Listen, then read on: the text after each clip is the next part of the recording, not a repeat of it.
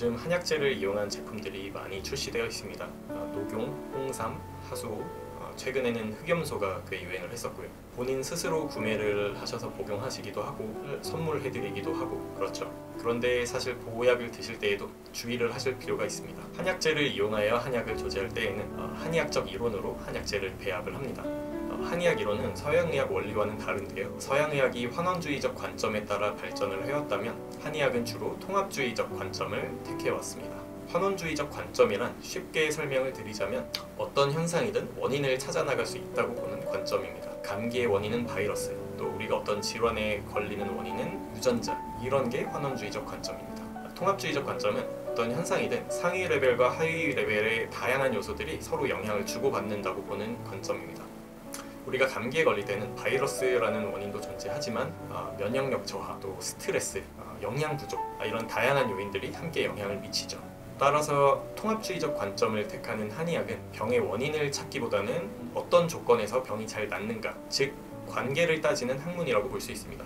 물론 환원주의적 관점에 따른 한의학도 존재하기는 합니다. 아무튼 그래서 우리가 감기에 걸려서 열이 심할 때 땀을 확 빼주면 열이 잡히면서 감기가 잘 낫더라. 그래서 몸에서 땀이 잘 나게 해주는 한약재를 감기약에 활용을 하게 되죠. 그런데 2단계를 지나서 열이 잘 안 잡히고 계속 열이 오른다 하면 이제는 차가운 성질로 분류가 되는 약재를 감기약으로 또 활용을 하게 됩니다. 감기가 장기화되어서 이제 소화불량, 설사, 장염 이렇게 진행이 되면 또 이제 거기에 초점을 맞춘 한약재를 활용하게 되고요. 평소 더위를 많이 타는 사람이 어떤 질병에 걸렸다 하면 차가운 성질을 띠는 것으로 분류되는 한약재를 주로 사용하게 되고요. 같은 질병이라도 평소 추위를 많이 타는 사람이었다 하면 뜨거운 성질을 가진 한약재들을 주로 활용하게 되죠. 대상의 속성에 따라 또 조건에 맞게 영향을 주는 방향도 바꿔준다는 측면에서 환원주의적 관점과는 차이가 있습니다. 병의 원인에 집중하기보다 병을 둘러싼 환경에 집중을 하는 것이죠.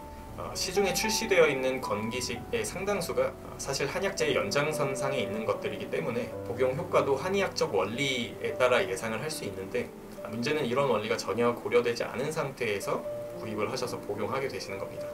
홍삼, 녹용, 흑염소 이런 핵심이 되는 한약재도 문제지만 함께 들어가는 약재들도 대개는 한의학적 이론에 근거해서 선택된 것들이 아니기 때문에 또 복용하는 사람의 상태는 당연히 고려되지 않았을 것이기 때문에 조심하실 필요가 있습니다.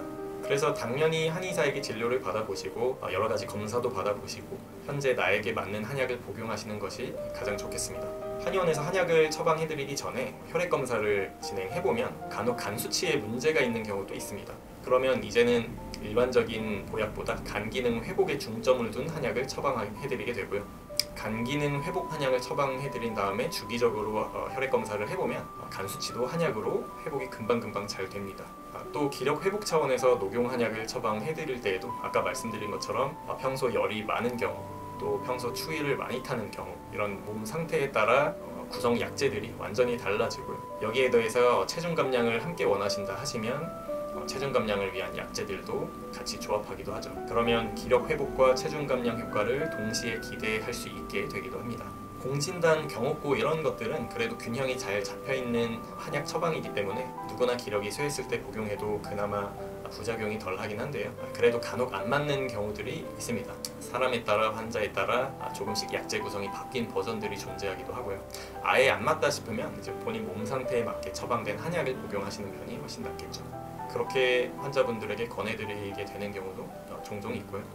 그리고 이제 한약 안에 들어가는 한약재 규격 같은 문제들도 있고 대량으로 생산이 되면 화학 보존제 같은 문제도 생길 수 있겠죠. 한약을 한의원에서 처방받으셔야 하는 이유와 한약재로 만들어진 건강기능 식품을 주의하셔서 복용하셔야 되는 이유에 대해서 간단히 살펴봤습니다.